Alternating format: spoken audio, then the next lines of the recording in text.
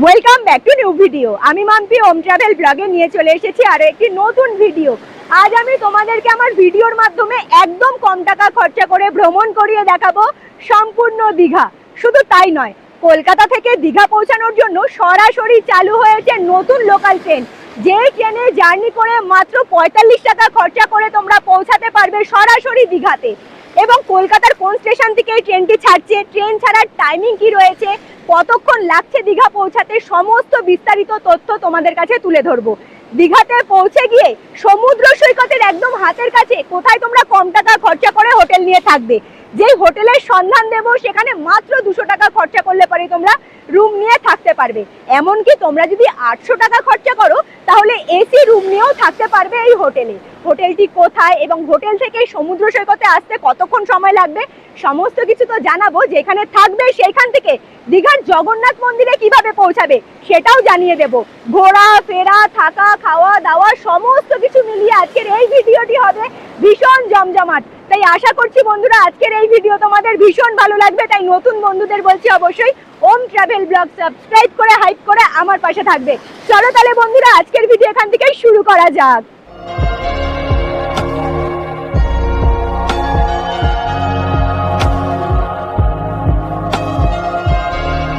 Good morning বন্ধুরা, ঘড়ির কাঁটায় এখন বাজে সকাল ঠিক 8:30। এই মুহূর্তে দাঁড়িয়ে রয়েছে হাওড়া স্টেশনের একদম 13 নাম্বার প্ল্যাটফর্মে। আশা করছি তোমরা অনেকেই জেনে গিয়েছো হাওড়া থেকে সরাসরি দীঘা পৌঁছানোর জন্য কোনো রকম রিজার্ভেশন ছাড়াই লোকাল ট্রেনের সুব্যবস্থা দেওয়া হয়েছে পর্যটকদের জন্য এবং যাত্রীদের জন্য। যে ট্রেনে তোমরা জার্নি করে হাওড়া স্টেশন থেকে খুব সহজে মাত্র ৪৫ টাকা খরচা করে পৌঁছাতে পারবে দীঘাতে। আর আজকে সেই ট্রেনে জার্নি করব বলেই সকাল সকাল হাওড়া স্টেশনে চলে এসেছি। ট্রেন ছাড়ার সঠিক সময় রয়েছে হাওড়া স্টেশন থেকে সকালবেলা 9:25-এ। হাতে এখনো আমার বেশ অনেকক্ষণ সময় রয়েছে, তবে আগে ভাগে হাওড়া স্টেশনে আসার কারণ রয়েছে। ট্রেনটা যেদিন থেকে চালু হয়েছে এখনো পর্যন্ত ট্রেনটার নির্দিষ্ট কোনো রকম প্ল্যাটফর্ম দেওয়া হয়নি। কোনোদিনও 9 নাম্বার প্ল্যাটফর্ম থেকে ছেড়েছে, কোনোদিন 17 নাম্বার প্ল্যাটফর্ম থেকে ছেড়েছে। আর আজকে আবার বাড়ি থেকে বেরোনোর সময় ওয়ার ইজ মাই অ্যাপে আমি দেখে এলাম 21 নাম্বার প্ল্যাটফর্ম থেকে ছাড়বে। যেহেতু নির্দিষ্ট কোনো প্ল্যাটফর্ম ঠিক করা হয়নি, যার জন্য আগে ভাগে পৌঁছে গিয়েছি। অ্যানাউন্সমেন্টটা করুক কত নাম্বার প্ল্যাটফর্মে ট্রেন দেবে, তারপরে বাকি ডিটেলস গুলো তোমাদের কাছে তুলে ধরবো। আপাতত 13 নাম্বার প্ল্যাটফর্মে দাঁড়িয়ে ট্রেনের অপেক্ষায় থাকবো। ঘড়ির কাঁটায় যখন সকাল ঠিক 9:15, ঠিক সেই সময় অ্যানাউন্সমেন্ট করা হলো 13 নাম্বার প্ল্যাটফর্মে ট্রেন আসবে। আর ট্রেন প্ল্যাটফর্মে আসা মাত্রই প্রচুর ভিড় হয়ে গিয়েছিল। তবে আগে থেকেই আমি যেহেতু 13 নাম্বার প্ল্যাটফর্মে অপেক্ষা করছিলাম, যার জন্য আমাকে এদিক ওদিক ছোটাছুটি করতে হয়নি। ঘড়ির কাঁটায় এখন বাজে সকাল ঠিক 9:20, আর ট্রেন ছাড়া নির্ধারিত সময় থেকে মোটামুটি 5 মিনিট আগে 13 নাম্বার প্ল্যাটফর্মের ট্র্যাকে এসে পৌঁছালো হাওড়া টু দীঘা লোকাল। ট্রেনে প্রচুর পরিমাণে ভিড়। আশা করছিলাম যে ট্রেনে হয়তো অতটা ভিড় হবে না, এখানে এসে দেখলাম কি পরিমাণে ভিড়। সকলে দৌড়ে দৌড়ে ট্রেনে এসে উঠছে। সঠিক সময়ে ট্রেন ছাড়ছে কি ছাড়ছে না এটাই হলো দেখার। তবে হাওড়া স্টেশন থেকে দীঘা পৌঁছাতে মাথা পিছু ভাড়া লাগলো মাত্র ৪৫ টাকা। প্রচুর পরিমাণে ভিড়। আমি ব্যাগটা রেখে এসেছি, সিটটা কভার করে রেখে দিয়েছি। এখন আপাতত ট্রেনে গিয়ে বসবো, নয়তো সিটটাও পাবো না। ঘড়ির কাঁটায় এখন বাজে সকাল ঠিক 9:31। এই মুহূর্তে ট্রেন ছেড়ে রওনা দিল দীঘার উদ্দেশ্যে 13 নাম্বার প্ল্যাটফর্ম থেকে। 9:25-এ ট্রেন ছাড়ার সঠিক সময় ছিল, বেশ খানিকক্ষণ লেটে ট্রেনটা ছাড়লো। এবারে সঠিক সময় আবার দীঘাতে গিয়ে পৌঁছাচ্ছি কি পৌঁছাচ্ছি না সেটা এবারে দেখান। মোটামুটি প্ল্যাটফর্মে যে পরিমাণে ভিড় দেখেছিলাম, তবে ট্রেনের ভেতরে এসে দেখছি যারা যারা ট্রেনে উঠেছে মোটামুটি সিট নিয়ে বসে পড়েছে। আশা রাখছি বেশ সেফ একটা জার্নি কমপ্লিট করে দীঘাতে পৌঁছাতে পারবো। Train number 08003 EMU summer special local ট্রেনটির সবার প্রথম হল্ট রয়েছে সাঁতরাগাছি স্টেশনে। হাওড়া স্টেশন থেকে যারা এই ট্রেনটি ধরতে পারবে না, তারা অনায়াসেই সাঁতরাগাছি স্টেশন থেকে ট্রেনটি ধরে নিতে পারো। তবে ভাবতে এখনো অবাক লাগছে তো, হাওড়া স্টেশন থেকে ডাইরেক্ট একদম দীঘাতে পৌঁছানো যাবে কোনো রকম রিজার্ভেশন ছাড়াই লোকাল ট্রেন ধরে। হ্যাঁ বন্ধুরা, এটাই সত্যি। তবে হাওড়া স্টেশন থেকে ট্রেনটি ছাড়ার পরে মেচেদা পর্যন্ত ট্রেনটি কিন্তু গ্যালোপিং হয়ে চলবে। হাওড়া স্টেশন থেকে মেচেদা পর্যন্ত ট্রেনটি শুধুমাত্র 4টে স্টেশনে হল্ট রয়েছে। সাঁতরাগাছি, উলুবেড়িয়া, বাগনান এবং মেচেদাতে দাঁড়াবে। মেচেদা স্টেশন পার করার পর থেকে দীঘা পর্যন্ত ট্রেনটি প্রত্যেকটি স্টেশনেই দাঁড়াবে, মানে প্রত্যেকটি স্টেশনেই হল্ট রয়েছে। হাওড়া স্টেশন থেকে শুরু করে দীঘা পর্যন্ত ট্রেনটির মোট 21টি স্টেশনে হল্ট রয়েছে। গ্রাম্য পরিবেশের আঁকাবাঁকা পথ, সবুজে মোড়া সুন্দর প্রকৃতি, ছোট বড় মিলিয়ে মিশিয়ে বেশ অনেকগুলো নদী, সমস্ত কিছুর দৃশ্য উপভোগ করেছি জানলার ঠিক পাশের সিটটাতে বসে। তার সাথে হালকা গল্পগুজব আর মুড়ি মিশালি খেতে খেতে ট্রেন জার্নিটা হাওড়া থেকে দীঘা পর্যন্ত বেশ সুন্দরভাবেই কেটেছিল। ঘড়ির কাঁটায় এখন বাজে দুপুর ঠিক 2:12 আর এই মুহূর্তে পৌঁছালাম আমি দীঘা রেলওয়ে স্টেশনে। লোকাল ট্রেনটি দীঘা রেলওয়ে স্টেশনে পৌঁছানো সঠিক সময় ছিল দুপুরবেলা 1:45-এ, বেশ অনেকক্ষণ লেটেই দীঘা রেলওয়ে স্টেশনে পৌঁছেছে। সামনের দিকের ভিড়টা তোমরা দেখে বুঝতেই পারছো, প্রচুর পরিমাণে পর্যটকদের ভিড় হয়েছিল, সকলেই নেমে সামনের দিকে এগিয়ে গিয়েছে। আর এখন আপাতত লোকাল ট্রেনটি মানে Howrah to Digha EMU summer special local train 3 নম্বর প্ল্যাটফর্মের ট্র্যাকে এখনো পর্যন্ত দাঁড়িয়ে রয়েছে। এইখান থেকে প্যাসেঞ্জার নিয়ে তার নির্ধারিত সময়ে ট্রেন ছেড়ে রওনা দেবে আবার হাওড়া স্টেশনের উদ্দেশ্যে। 3 নম্বর প্ল্যাটফর্মের সামনের দিকের এই রাস্তাটা ধরে সোজা সামনে চলে যাব এবং এখান থেকে সোজা বেরিয়ে যাব দীঘা রেলওয়ে স্টেশনের যে মেন গেটটা রয়েছে সেই দিকে। দীঘা রেলওয়ে স্টেশনের মোট 3টে প্ল্যাটফর্ম রয়েছে। যে প্ল্যাটফর্মে তোমরা ট্রেন থেকে নামো না কেন, সোজা হাঁটা দিয়ে চলে আসবে স্টেশন চত্বরের মেন গেটের কাছে। প্রত্যেকটা টুরিস্ট পয়েন্টে যা হয়, দীঘাতে আসলে তার অন্যথা একদম হবে না। স্টেশন চত্বরের বাইরে বেরোনোর সাথে সাথেই অনেক মানুষজন ঘিরে ধরবে। কেউ অটো টোটোর কথা জিজ্ঞেস করবে, কেউ আবার হোটেলের কথা জিজ্ঞেস করবে। আমি পার্সোনালি তোমাদের বলবো, কারো কোনো কথায় কান না দিয়ে সোজা মেন রোডের কাছে বেরিয়ে চলে আসো।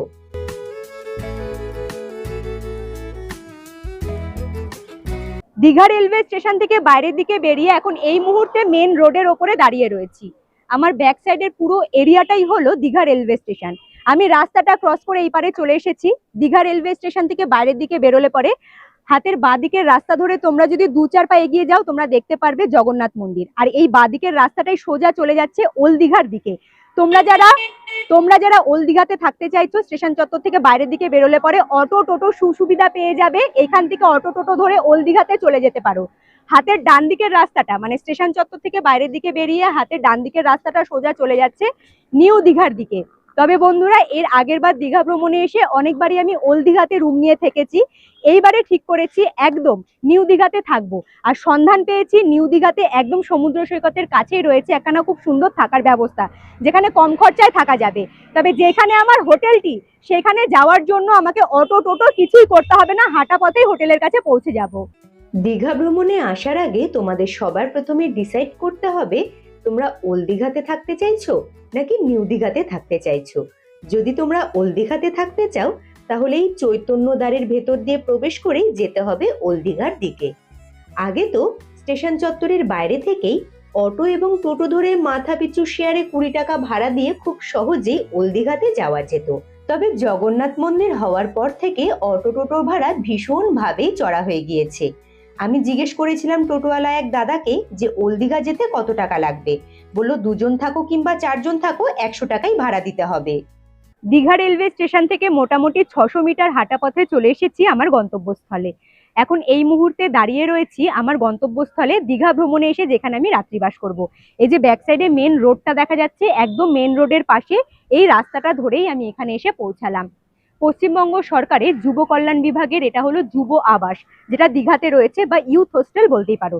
এখানে বেশ সুন্দর, তোমরা মাত্র 200 টাকা খরচা করে রুম নিয়ে থাকতে পারবে। ডরমেটারি রুমেরও ব্যবস্থা রয়েছে, একদম কম টাকা খরচা করে এসি রুমেরও সুবিধা এখানে পেয়ে যাবে। এখানেই আমি রাত্রিবাস করব। আগে তোমাদের সাথে নিয়ে গিয়ে রুম ট্যুরটা করে নেব। পশ্চিমবঙ্গ সরকার যুব কল্যাণ বিভাগ, দীঘা যুব আবাস বা ইউথ হোস্টেল বিশ্বস্ত একখানা প্রতিষ্ঠান, যেখানে চোখ বন্ধ করে ফ্যামিলিকে সাথে নিয়ে খুব সুন্দরভাবে 2 দিন কিংবা 1টা দিন কাটিয়ে যেতে পারো। দীঘার মতো জায়গায় যেখানে হোটেলের রুম ভাড়া বেশিরভাগ সময় আপ ডাউন করে, সেখানে ইউথ হোস্টেলের রুম ভাড়া সবসময় একই রকমই থাকে, সরকারি নিয়মে, যতক্ষণ না রুম ভাড়া বাড়ানো হয়।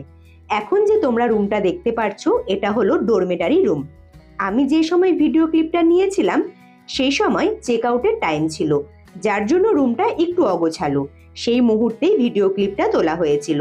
ডরমেটারি রুমে পার বেড তোমরা মাত্র 200 টাকা খরচা করে বুক করে নিয়ে থাকতে পারো। উইথ ট্যাক্স খুব জোর 25 থেকে 30 টাকা এক্সট্রা খরচা হতে পারে। দীঘার ইউথ হোস্টেল কিংবা যুব আবাস তোমরা অনলাইন এবং অফলাইনের মাধ্যমে বুক করতে পারো।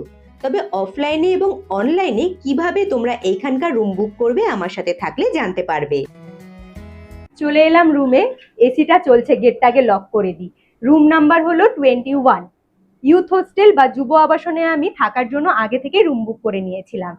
তবে বন্ধুরা, এখানে রুম বুক করার বেশ কিছু প্রসেস রয়েছে, আস্তে আস্তে তোমাদেরকে আমি জানিয়ে দেব, যাতে তোমরাও একদম কম টাকা খরচা করে, মাত্র 800 টাকা খরচা করে এরকম সুন্দর একখানা এসি রুম নিয়ে থাকতে পারবে, তাও সমুদ্র সৈকতের একদম ঠিক কাছে, নিউ দীঘার মতো একখানা জায়গায়। আচ্ছা, রুমটা বেশ সুন্দর করে সাজানো গোছানো, তোমরা তো দেখতেই পারছো।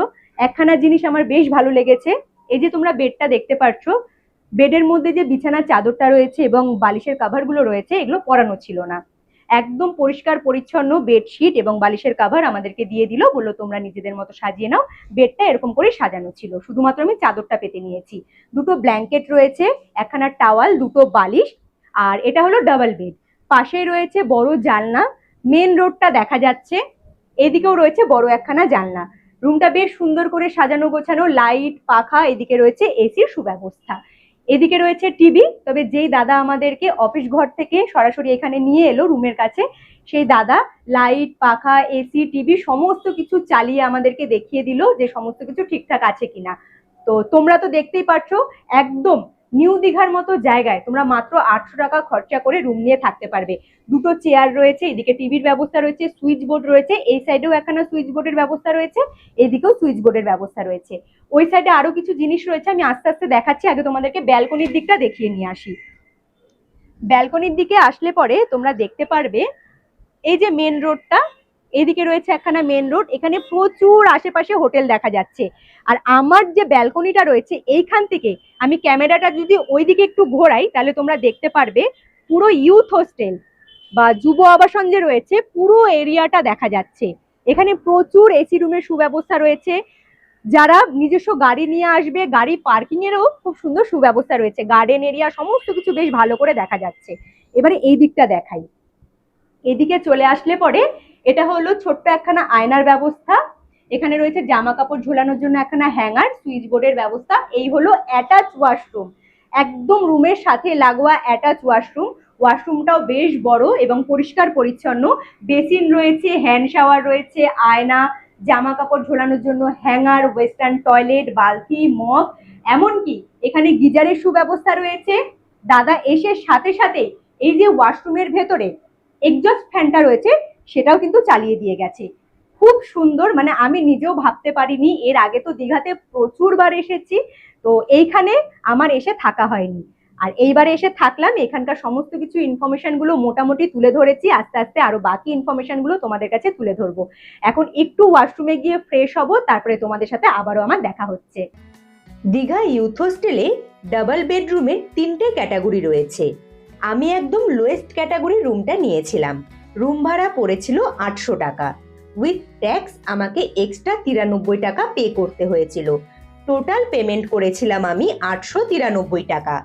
আমার রুমটা বাদ দিয়ে আরো যে দুটো ক্যাটাগরির ডাবল বেডরুম রয়েছে, একখানা ডাবল বেডরুমের খরচা হবে 900 টাকা, আরো একটি ডাবল বেডরুমের খরচা হবে 1000 টাকা। তবে উইথ ট্যাক্স কিছু টাকা তোমাদেরকে এক্সট্রা পে করতে হবে। তাছাড়াও 3 বেডরুম রয়েছে, রুম ভাড়া পড়বে 1200 টাকা, 4 বেডরুম 1500 টাকা, 5 বেডরুম খরচা হবে 1700 টাকা, 6 বেডরুম রয়েছে, রুম ভাড়া লাগবে 1700 টাকা। কিন্তু মাথায় রাখতে হবে 6 বেডরুমের সাথে কোনো রকম অ্যাটাচ ওয়াশরুম নেই, তোমাদেরকে কমন ওয়াশরুম ব্যবহার করতে হবে। 7 বেডরুম নিয়ে থাকলে খরচা হবে 2400 টাকা এবং 8 বেডরুম নিয়ে থাকলে খরচা হবে 2700 টাকা। তবে মাথায় রাখতে হবে উইথ ট্যাক্স কিছু টাকা বেশি দিয়ে রুম নিতে হবে। তোমরা যে কোনো ফ্লোরে যাওয়ার জন্য পায়ে হাঁটা সিঁড়ি ব্যবহার করবে, কোনো রকম লিফটের সুব্যবস্থা এখানে নেই। তবে চারিদিকের এরিয়াটা একদমই পরিষ্কার পরিচ্ছন্ন, নিট অ্যান্ড ক্লিন। পুরো এরিয়াটাই রয়েছে সিসিটিভির আওতায়। তাই তোমরা এখানে নিঃসন্দেহে খুব সুন্দরভাবে সেফটির সাথে থাকতে পারবে নিজেদের ফ্যামিলিকে সাথে নিয়ে। রয়েছে খুব সুন্দর পানীয় জলের সুযোগ সুবিধা, ফিল্টার বসানো রয়েছে, 24 ঘন্টা জলের সার্ভিস পেয়ে যাবে। এইবারে তাহলে মেন বিষয় নিয়ে কথা বলি, তোমরা কিভাবে অফলাইনে রুম বুক করবে ইউথ হোস্টেলের। কলকাতার মৌলালিতে রয়েছে ইউথ হোস্টেল বুকিং এর অফিস কাউন্টার, যেখানে গিয়ে সরাসরি ইউথ হোস্টেলের রুম বুক করতে পারবে অন স্পট দাঁড়িয়ে। ঠিকানা মৌলালি যুব কেন্দ্র, 142/3, AJC বোস রোড, কলকাতা 700014। যারা মৌলালিতে গিয়ে সরাসরি রুম বুক করতে চাইছো, তারা সোম থেকে শুক্রর মধ্যে যে কোনো দিন তোমরা সকালবেলা 11টা থেকে বিকেল 4টের মধ্যে গিয়ে অন স্পট রুম বুক করে আসতে পারবে। মৌলালি যুব কেন্দ্রের কন্ট্যাক্ট নাম্বার 03322653231। যারা অনলাইনের মাধ্যমে ইউথ হোস্টেলে রুম বুক করতে চাইছো, তাদের উদ্দেশ্যে বলি, পশ্চিমবঙ্গ সরকারের যুব কল্যাণ দপ্তরের অফিসিয়ালি পোর্টালের মাধ্যমে তোমরা সরাসরি অনলাইনে রুম বুক করতে পারবে ইউথ হোস্টেলের। ইউথ হোস্টেলের নিজস্ব ওয়েবসাইট রয়েছে। অফিসিয়ালি ওয়েবসাইটটি হলো youthhostelbooking.wb.gov.in। এই ওয়েবসাইটটা তোমাদেরকে রেজিস্ট্রেশন করতে হবে। যদি আগে থেকে ইউথ হোস্টেলের অ্যাকাউন্ট তোমাদের ফোনে রেজিস্টার না করা থাকে, সেই ক্ষেত্রে নিজেদের নাম, ফোন নাম্বার এবং ইমেল দিয়ে একখানা অ্যাকাউন্ট তৈরি করতে হবে। লগ ইন করার পরে ডিস্ট্রিক্ট হিসেবে লিখতে হবে পূর্ব মেদিনীপুর এবং সিলেক্ট করতে হবে হোস্টেল। সেই ক্ষেত্রে হোস্টেল যখন তোমরা সিলেক্ট করবে, দীঘা ইউথ হোস্টেল বেছে নিতে হবে। মোটামুটি লগ ইন করার পরে পেজের মধ্যে যা যা থাকবে সমস্ত কিছু তোমাদেরকে ফিল আপ করতে হবে। তার মধ্যে তারিখ অবশ্যই দিতে হবে, কত তারিখ থেকে কত তারিখ পর্যন্ত রুম নিতে চাইছো এবং কতজন থাকতে চাইছো, কেমন ক্যাটাগরির রুম নিতে চাইছো, সমস্ত কিছু লিখে একখানা পেজ তৈরি করে তোমাদেরকে ফিল আপ করতে হবে। তোমরা যে ডেটে রুম বুক করেছো ঠিক সেই সময় কেমন ক্যাটাগরির রুম খালি থাকবে তা পেজে শো করবে। তোমরা সেখানে সিলেক্ট করে বুক নাও ক্লিক করে দিতে পারো, তাহলে রুম বুক হয়ে যাবে। তবে তার আগে ইউপিআই নয়তো ডেবিট কার্ড, ক্রেডিট কার্ডের মাধ্যমে তোমাদেরকে পেমেন্টটা ক্লিয়ার করে দিতে হবে। পেমেন্ট যখন তোমরা ক্লিয়ার করে দেবে, দেখবে কিছুক্ষণ বাদে তোমাদের কাছে ইমেলে কনফার্মেশন চলে এসেছে। তবে আমি আমার দিক থেকে বলতে পারি, এখন যে পরিমাণে দীঘাতে ভিড় হচ্ছে, তোমরা যদি ইউথ হোস্টেলে রুম নিয়ে থাকতে চাও, মোটামুটি 15 থেকে 30 দিন আগে অফলাইন নয়তো অনলাইনের মাধ্যমে রুমটা বুক করে রাখো। সেজে গুজে রেডি হয়ে বেরিয়ে পড়েছি দীঘার সমুদ্র সৈকত ঘুরে দেখার জন্য। তবে এখন আমি ঠিক যেখানে দাঁড়িয়ে রয়েছি, ব্যাক সাইডে যে নীল রঙের বড় বিল্ডিংটা দেখা যাচ্ছে, এটাই হলো যুব আবাসন বা ইউথ হোস্টেল, যেখানে আমি রুম নিয়ে রয়েছি। মেন রোডের পাশে এই যে নতুন বিল্ডিংটা দেখা যাচ্ছে নীল রঙের, এই বিল্ডিং এই আমি রুম নিয়ে আছি। আচ্ছা, যুব আবাসনের ঠিক উল্টো দিকে তোমরা আসলে পরে দেখতে পারবে মেন রোডের পাশে রয়েছে নিউ দীঘার গুরুত্বপূর্ণ একখানা জায়গা কিংবা ফেমাস জায়গা বলতেই পারো, সেটা হলো এই জাহাজবাড়ি হোটেল। জাহাজবাড়ি হোটেলের উল্টো দিকেই তোমরা একদম দেখতে পারবে যুব আবাসন। জাহাজবাড়ি হোটেলের পাশ দিয়ে এই যে সোজা রাস্তাটা সামনের দিকেই দেখা যাচ্ছে দীঘার মানে নিউ দীঘার সমুদ্র সৈকত। আর আমাদের যুব আবাসন থেকে বাইরের দিকে বেরোলে পরে উল্টো দিকের রাস্তাটা সোজা চলে যাবে নিউ দীঘার সমুদ্র সৈকতের দিকে। এই রাস্তা ধরেই এখন সমুদ্র সৈকতের দিকে পাড়ি দেব। নিউ দীঘা সমুদ্র সৈকতের হাতের কাছে অবস্থিত জাহাজবাড়ি হোটেল আসলে টাইটানিক হোটেল নামেও পরিচিত। বাইরের দিকের এরিয়াটা ভীষণ সুন্দর করে সাজানো গোছানো, বিরাট একখানা গার্ডেন এরিয়া রয়েছে, মাঝখানে রয়েছে জাহাজবাড়ি হোটেল। জাহাজবাড়ি হোটেলের ভেতরে থাকার ব্যবস্থা, ডাইনিং হল, এমনকি কফি হাউসও রয়েছে, যেখানে তোমরা এন্ট্রি করতে পারবে। এমনকি পর্যটকদের জন্য বিভিন্ন রকম বিনোদনের জিনিস রয়েছে। যুব আবাসন কিংবা বলতে পারো আমাদের যে রাত্রিবাসের ঠিকানা রয়েছে, হোটেল থেকে মাত্র 2 মিনিট হাঁটা পথে চলে এলাম নিউ দীঘা সমুদ্র সৈকতে। এখানে এসে চক্ষু চড়ক গাছ শুধুমাত্র এই ভিড় দেখে।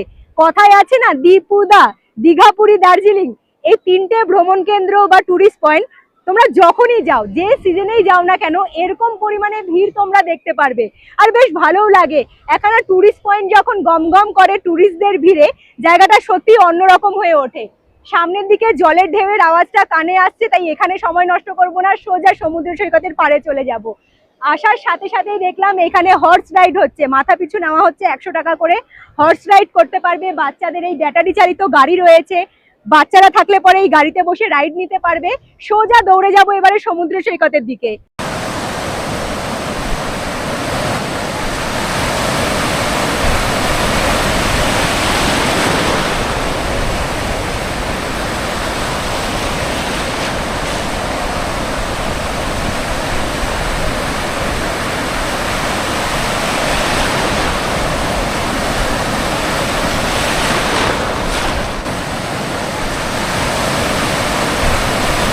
ঘড়ির কাঁটায় এখন বাজে বিকেল ঠিক 4:30। বিকেল 4:30-র সময় নিউ দীঘার সমুদ্র সৈকতের এই হলো দৃশ্য। ভিড়টা শুধু দেখো, আর আজকের ওয়েদারটা এত সুন্দর, এত সুন্দর। আমরা দীঘাতে এসে পৌঁছালাম, হঠাৎ করে দেখলাম ওয়েদারটা একদম মেঘলা মেঘলা হয়ে গিয়েছে। সমুদ্রের পাড়ে গা ভাসাতে ভাসাতে বা সমুদ্রের জলে গা ভাসাতে ভাসাতে এই যে একখানা ফুরফুরে হাওয়া গায়ে এসে লাগছে, কি যে দারুণ লাগছে কি বলবো। তবে বন্ধুরা, তোমরা হয়তো দেখতেই পাচ্ছ আমি জুতো পরে নেমে পড়েছি। স্নান করব না, খুব একটা জলে সময় কাটাবো না, হালকা জলে মজা করব। আর আমার জুতোটা এমনই, এই জুতোটা ভিজলে পরে তেমন কোনো সমস্যা হবে না, তাই জুতো পরেই নেমে পড়েছি। আজ আবার বড় ছেলেও আসেনি, ওকে ভীষণভাবে মিস করছি। ওর পড়াশোনা আবার স্টার্ট হয়ে গেছে, যার জন্য ওকে নিয়ে আসিনি। আমি, সৌরভ আর ঋষু এসেছি। যাই হোক, আমরা তিনজনে বেশ খানিকক্ষণ এখানে সময় কাটাবো।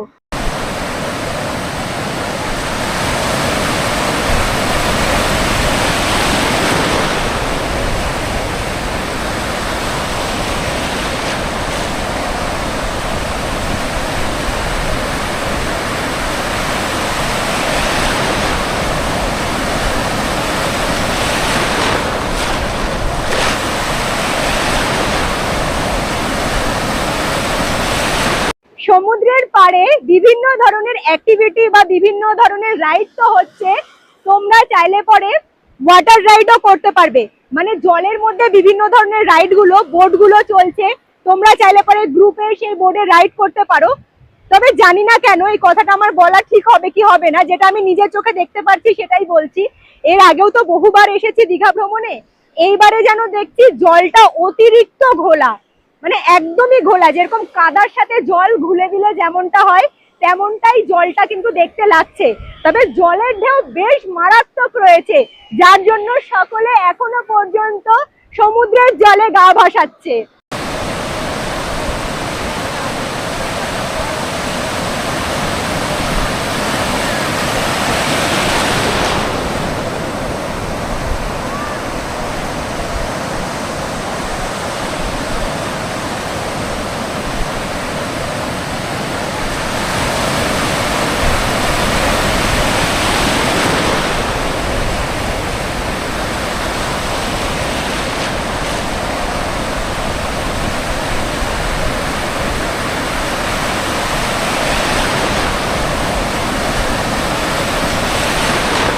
তোমরা ভাবতে পেরেছো দীঘার সমুদ্র সৈকতে ভাটার সময় এই পরিমাণে ঢেউ, তাহলে জোয়ারের সময় কতটা পরিমাণে ঢেউ হতে পারে।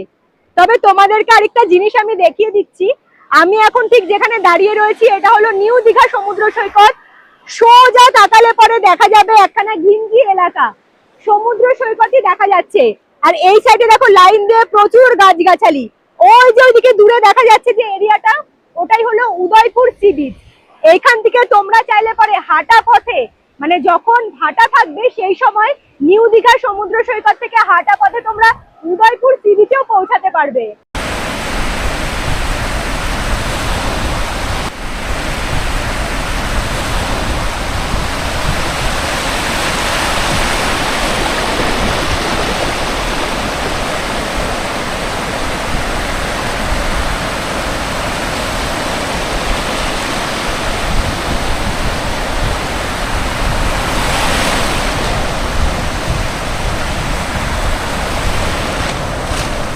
এত বেলা হয়ে গিয়েছে, আমি ভেবেছিলাম ঋষুকে একদম জলে নামাবো না, ও কি আর সেই কথাটা শুনবে? ওর অবস্থা দেখো, দাঁড়িয়ে পড়ো দাঁড়িয়ে পড়ো।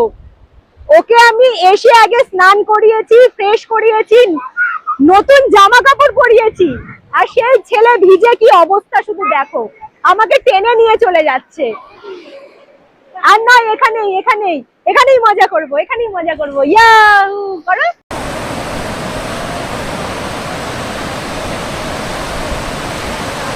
ইয়াহু বলো। এ রিশু এত ভেজে না, তবে আমি জানতাম এমন কিছু একটা করবে। বিশাল বড় জলের ঢেউ চলে এসেছে। আমি জানতাম রিশু আমার কথা একদম শুনবে না, ও জলে নামবেই। আমি লুকিয়ে লুকিয়ে ওকে দেখাইনি। আমি একটা ছোট্ট পিঠের ব্যাগ ক্যারি করি, সেই ব্যাগের মধ্যে একটা টাওয়াল, ওর জামা কাপড় সাথে নিয়ে এসেছি। সেটা যদি আগে দেখিয়ে দিতাম, ও হয়তো অনেকটা আগেই জলে নেমে পড়তো। তো ভাবলাম মুখটা গোমড়া করে সাইডে দাঁড়িয়ে রয়েছে, ওকে নিয়ে একটু মজা করে নি। গান গাইছে আবার দেখো। আর নয় বাবা, আরো দূরে নয়, এখানে আর দূরে নয়, এখানে ইয়াহু করো। পুরো ভিজে, এই এত ভেজে না।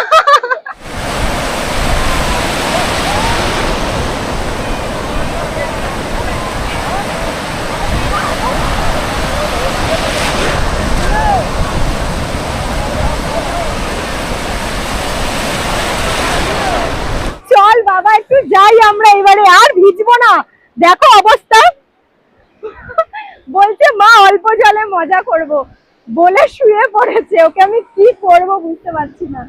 দেখো অবস্থা, এতটা পরিমাণে ঠান্ডা লেগেছে, কারণ ও প্রত্যেকটা জার্নিতে আমার সাথে থাকে, প্রচুর জায়গায় যায়।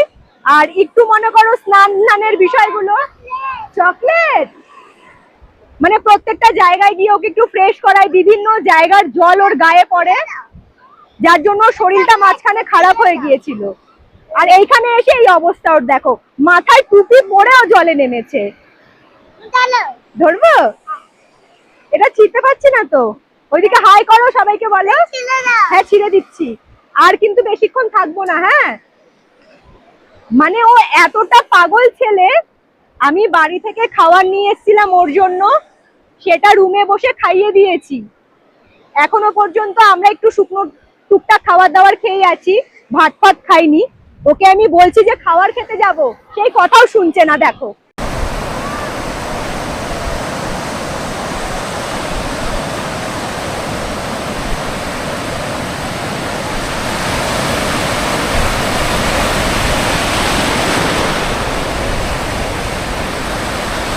বেশ অনেকক্ষণ ধরে সমুদ্র সৈকতের জলে গা ভাসালাম, মজা করলাম চুটিয়ে। রিশু এখনো পর্যন্ত অল্প জলের মধ্যে মজা করছে, ওকে আর এইদিকে আনিনি। ওকে বললাম তুমি অল্প জলেই মজা করো, দেখো এখানে খেলা করছে।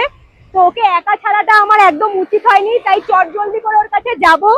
এইখান থেকে সরাসরি চলে যাব আমাদের পরবর্তী গন্তব্যস্থলের দিকে। কোথায় যাচ্ছি না যাচ্ছি আমার সাথে থাকলে পরে তো সবটাই তোমরা জানতে পারবে।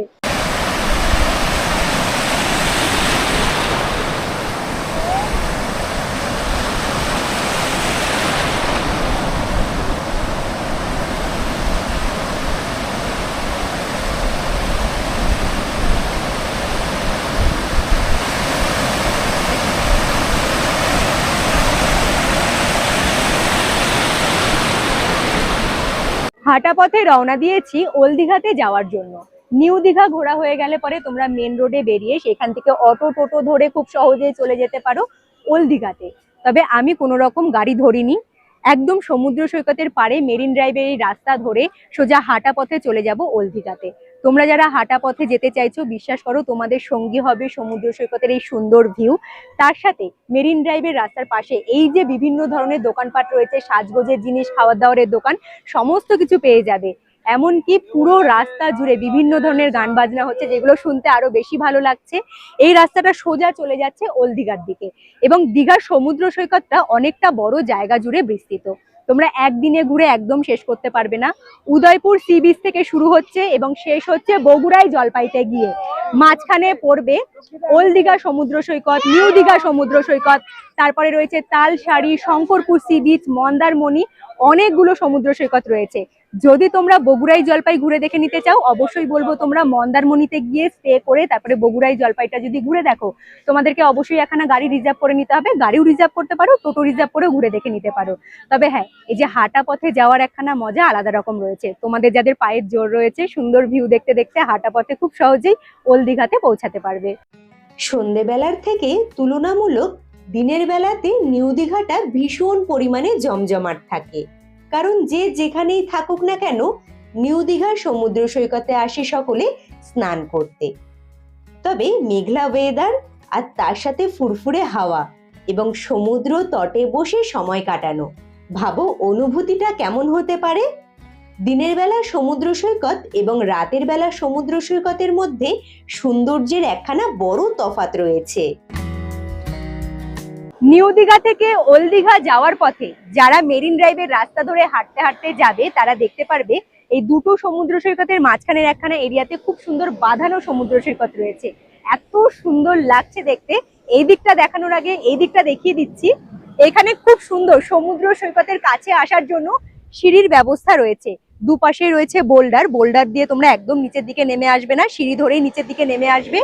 আর পুরো জলের মধ্যে লাইটের ফোকাসটা পড়েছে, মানে জলের যে এত সুন্দর উত্তাল রূপ, এত সুন্দর যে ঢেউটা লাগছে দেখতে, কি বলবো। তবে বন্ধুরা, এই যে সমুদ্র সৈকত এরিয়াটা রয়েছে, এই সমুদ্র সৈকতের এরিয়া ঠিক উল্টো দিকে সিঁড়িটা যেখান থেকে শুরু হচ্ছে, সেখানে তোমরা দেখতে পারবে ওয়াশরুমের ব্যবস্থা রয়েছে। জামা কাপড় ছাড়ার জন্য আলাদা ব্যবস্থা রয়েছে।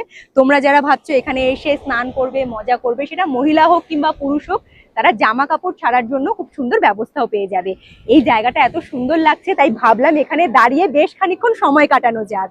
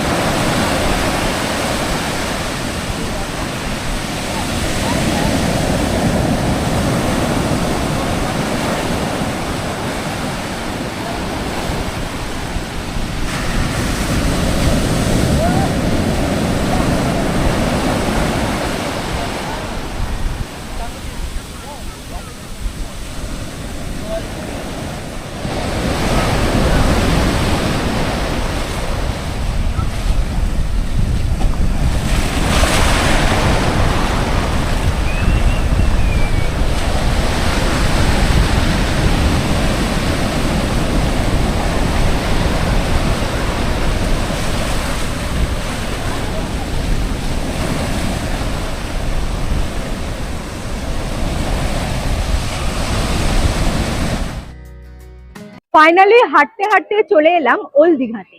বিশ্বাস করো, দীঘার যে আসল রূপ সেটা তোমরা ওল্ড দীঘাতে আসলে পরে দেখতে পারবে। চারিদিকে এত মানুষের ভিড়, এত সমাগম মানুষের, পর্যটকদের ভিড় যেন উপচে পড়ছে।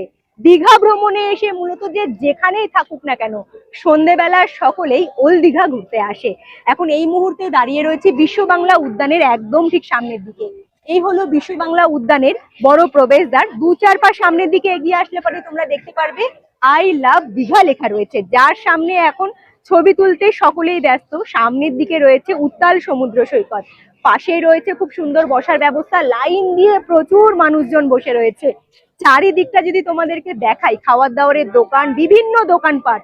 খাওয়ার দাওয়ারের দোকান তো অবশ্যই রয়েছে, আর নামি দামি খাওয়ার দাওয়ারের দোকান যদি বলি, বিশ্ব বাংলা গেটের কাছে আসলে পরে তোমরা দেখতে পারবে যে বিশ্ব বাংলা উদ্যান ব্যাক সাইডে রয়েছে ওয়াও মোমোর দোকান, ডমিনোজ রয়েছে, টপ 10 পিজার দোকান রয়েছে।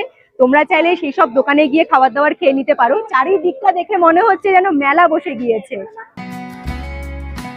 তোমাদের সাথে যদি বাড়ির ছোট কুচে কাচারা থাকে, তারা বিশ্ব বাংলা উদ্যানটা ঘুরতে বেশ পছন্দ করবে।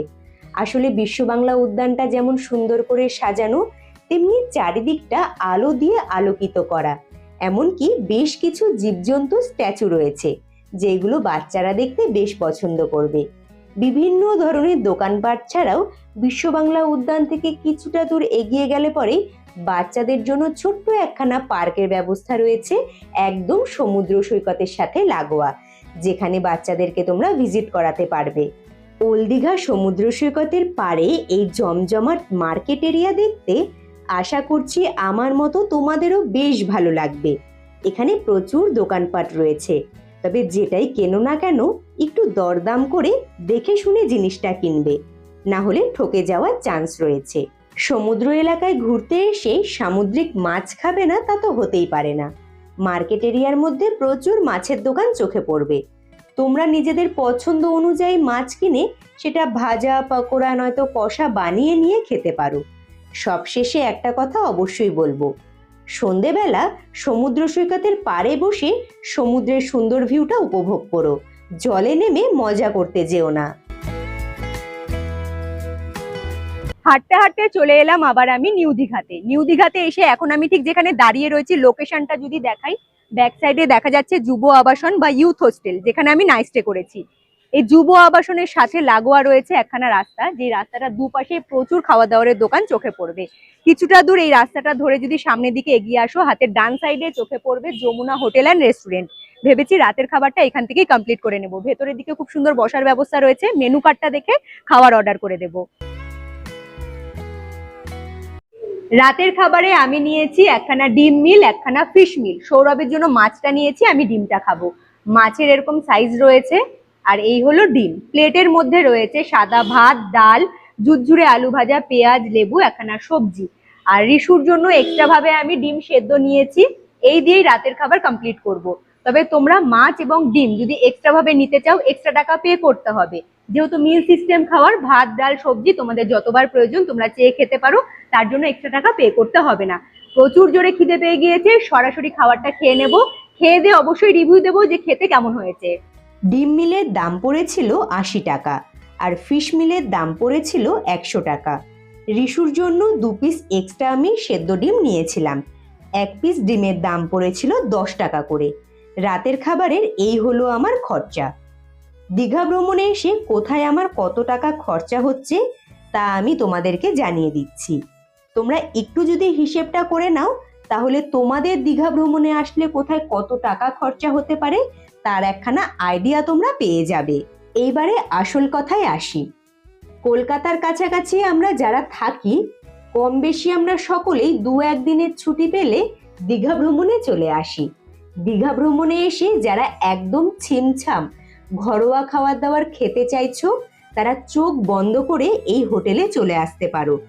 বিশ্বাস করো, এত সুন্দর খাবার দাবারের টেস্ট যা তোমরা পেট ভরে তৃপ্তি সহকারে খেতে পারবে। রাতের খাবার দাবার খেয়ে সোজা রুমে গিয়ে ফ্রেশ হয়ে ঘুমিয়ে পড়েছিলাম। দেখা হচ্ছে সকালবেলা। গুড মর্নিং বন্ধুরা। নেক্সট ডে সকাল সকাল রেডি হয়ে হাঁটা পথে চলে এলাম জগন্নাথ ধাম মন্দির প্রাঙ্গণের একদম ঠিক সামনে। এই যে রাস্তাটা, এই রাস্তাটা ধরেই আমি সোজা হাঁটা পথে চলে এসেছি। এখন ঘড়ির কাঁটায় বাজে সকাল ঠিক 7:30। দ্বিতীয় দিনের সকালটা জগন্নাথ দেবের দর্শন করেই শুরু করব। এখন মন্দির প্রাঙ্গণের একদম ঠিক সামনের দিকে দাঁড়িয়ে রয়েছি। আমার হাতের ঠিক ডান দিকে দেখা যাচ্ছে 2 নাম্বার গেট, হাতের বাঁ সাইডে দেখা যাচ্ছে 3 নাম্বার গেট। এই ছোট দুটো প্রবেশদ্বার এখন এই মুহূর্তে ব্যবহার করা হচ্ছে ভক্তদের কিংবা পর্যটকদেরকে মন্দির প্রাঙ্গণে প্রবেশ করানোর জন্য। মাঝের দিকে এই যে বড় প্রবেশদ্বারটা, এটা হলো জগন্নাথ ধামের সব থেকে বড় প্রবেশদ্বার। বিশেষ বিশেষ পুজোর সময় প্রবেশদ্বারটা খোলা হয়। এই দিকটা যদি আমি তোমাদেরকে দেখাই, একদম ওল্ড দীঘা যেতে তোমরা দেখতে পারবে বড় একখানা প্রবেশদ্বার। এই প্রবেশদ্বারের নামকরণ করা হয়েছে চৈতন্য দ্বার। সোজা মন্দির প্রাঙ্গণের ভেতরে গিয়ে জগন্নাথ দেবের দর্শনটা সেরে নেব। দীঘার এখন নতুন আকর্ষণ নবনির্মিত জগন্নাথ মন্দির। জগন্নাথ মন্দিরের গেট সকালবেলা 6টা থেকে রাত্রিবেলা 8টা পর্যন্ত খোলা থাকে। মন্দির প্রাঙ্গণের বাইরের দিকে জুতো রাখার আলাদা ঘর রয়েছে, যেখানে জুতো খুলে খালি পায়ে মন্দির প্রাঙ্গণের ভেতরে প্রবেশ করতে হবে। চেষ্টা করবে সাথে কোনো রকম বড় ব্যাগ না রাখার। যদিও বা বড় ব্যাগ থাকে, সেই ব্যাগটা প্রবেশদ্বারের সামনে চেক করা হবে এবং ব্যাগটা তোমাদেরকে কাউন্টারে রাখার কথা বলবে। তাতে অনেকক্ষণ সময় নষ্ট হতে পারে, যার জন্য তোমরা শুধুমাত্র গরমের দিন হলে পরে ছাতা, একখানা ছোট জলের বোতল নিয়ে শুধুমাত্র মন্দির প্রাঙ্গণের ভেতরে প্রবেশ করো। যেহেতু অনেকটা বড় জায়গা জুড়ে মন্দির প্রাঙ্গণটা, তাই তোমাদের সাথে ছাতা এবং জলের বোতলটা থাকলে বেশ অনেকটা কাজে লাগবে। 20 একর জায়গার ওপর তৈরি করা হয়েছে দীঘার জগন্নাথ মন্দির। নজর কাড়া কারুকার্য। একখানা ট্যুরিস্ট পয়েন্ট হিসেবে দীঘার জগন্নাথ মন্দির অসাধারণ লাগবে প্রত্যেকের কাছে। যেই মন্দিরের মধ্যে জগন্নাথ দেবের স্থান রয়েছে, সেই মন্দিরের উচ্চতা 213 ফুট। জগন্নাথ মন্দিরের ঠিক উল্টো দিকেই তোমরা রাস্তাটা ক্রস করলে পরে পার্কিং জোনের মাঝখান দিয়ে একখানা কালো সরু পিচের রাস্তা দেখতে পারবে, যেটা চারিদিকে ঝাউবন, মাঝখান দিয়ে রাস্তাটা তৈরি করা হয়েছে। সেই রাস্তাটা ধরে কিছুটা দূর এগিয়ে আসলে পরে তোমরা সমুদ্র সৈকতে অনায়াসে পৌঁছে যেতে পারবে। আর সকালবেলা ওয়েদারটা এত সুন্দর, এত সুন্দর। সামনের দিকে সমুদ্র এখন পুরো উত্তাল, যখন বোল্ডারের মধ্যে এসে জলগুলো লাগছে, কতটা উঁচুতে জলের ঝাপটাগুলো উঠে যাচ্ছে, দেখতে কি দারুণ লাগছে। মানে সকালবেলার এই সুন্দর দৃশ্য এইখানে বসে কিছুক্ষণ উপভোগ করব।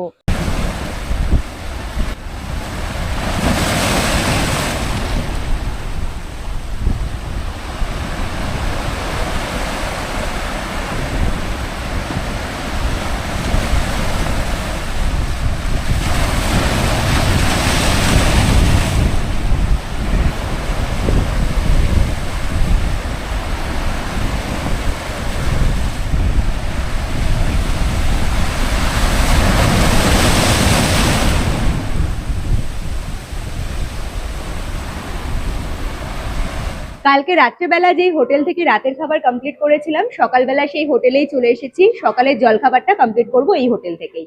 অর্ডার করেছি আমি পুরি সবজি, আর এখানে হলো ডিম টোস্ট। তাছাড়াও তোমরা বাটার টোস্ট, বিভিন্ন ধরনের খাবার দাবার পেয়ে যাবে। তোমরা তোমাদের পছন্দ অনুযায়ী খাবার দাবার অর্ডার করে খেতে পারো। ডিম টোস্টের দাম পড়লো 30 টাকা, আর পুরি সবজির প্লেটের দামও পড়লো 30 টাকা। এই দিয়ে সকালের জলখাবারটা কমপ্লিট করে নেবো। রাতের খাবারগুলো এতটাই ফ্রেশ এবং এতটা ভালো লেগেছিল আমাদের, যার জন্য সকালবেলা এদিক ওদিক দোকান খুঁজতে গিয়ে সময় নষ্ট না করে সোজা চলে এসেছিলাম এই হোটেলে সকালের জলখাবারটা কমপ্লিট করার জন্য।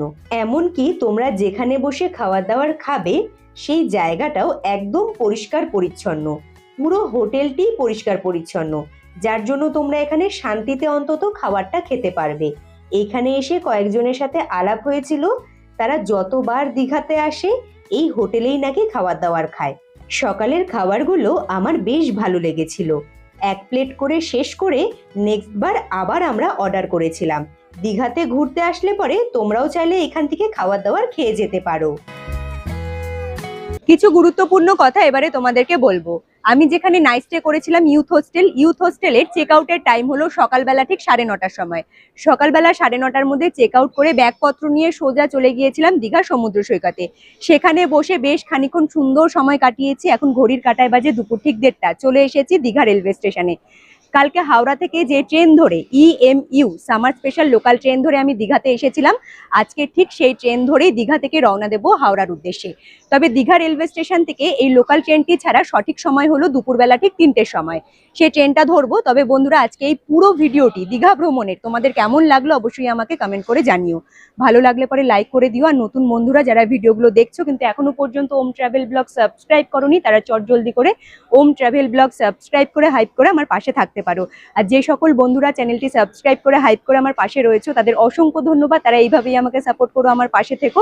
আজকের মতো টাটা, দেখা হচ্ছে তোমাদের সাথে খুব তাড়াতাড়ি নেক্সট ভিডিওতে। তোমরা ভালো থেকো, সুস্থ থেকো, টাটা।